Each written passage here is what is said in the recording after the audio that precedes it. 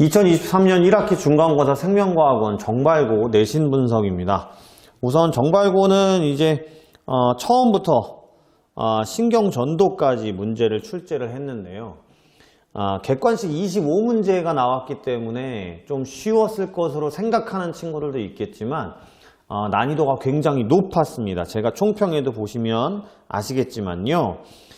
신경전도가 총 4문제가 출제가 됐습니다. 자체 난이도도 높았어요. 융합적인 문제도 나왔고요. 보통 이제 신경전도가 고3에서도 킬러라고 얘기할 만큼 어려운 난이도가 있는데 이번 정발고 문제는 자체 난이도도 꽤 높았습니다. 그리고 나머지 문제들도 정확하게 언어적으로 이해하는, 그러니까 처음부터 대사 증후군까지는 기본적으로 이제 계산보다는 이해와 암기가 필요한 부분인데요.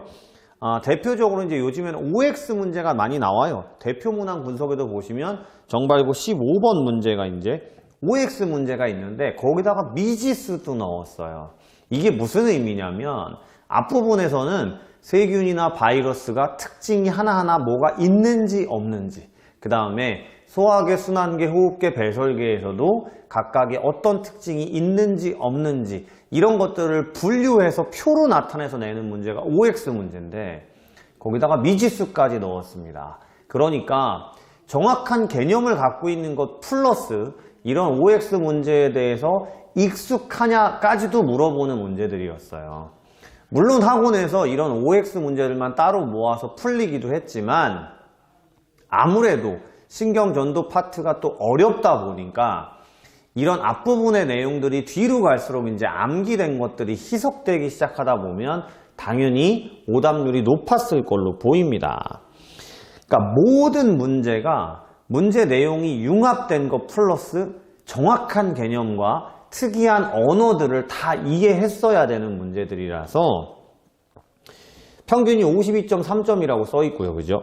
그 다음에 80점대 초반이 117명 중에 이제 2등급을 나타낼 정도로 상위권에서도 많이 하락폭이 보였던 이번 시험이라고 보시면 될 것 같습니다.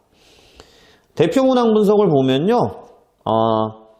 타 학문과의 연계 문제가 보통은 이제 타 학교에서는 잘 안 나오는 편인데요. 이 문제 자체도 옳은 것 개수를 묻는 문제다 보니까 보기 하나하나를 다 알고 있어야 되는 형태고요. 이런 문제들은 보통 기출문제를 이제 나눠주고 풀게 시키지만 생각보다 기본 내용을 알고 있다고 쳐도 문제를 맞기가 쉽지 않은 상황이었어요.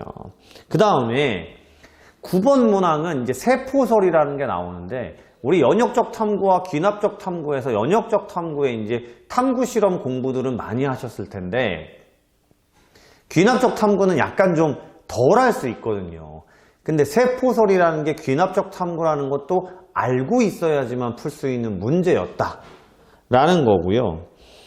23번 문항하고 24, 25번 문항 모두 이제 고3 모의고사나 수능 학평을 융합해서 심지어는 24, 25번 문항은 작년 수능 문제를 변형했습니다.